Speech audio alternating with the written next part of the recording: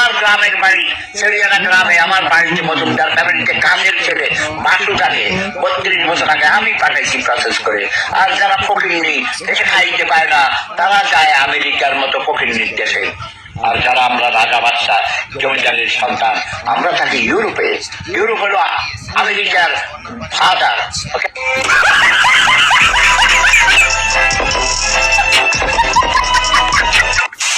তাহিরি সাহেব একটা জিনিসই বয়স হয়েছে তাতে কি এখনো প্রচুর রোমান্টিক। আগে বাড়িতে ফোন দিতেছে হ্যালো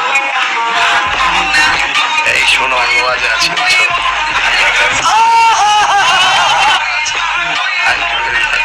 তোমার যন্ত্রণাটা रहा नहीं जाता तड़प ही ऐसी है ना। কেমন দিলাম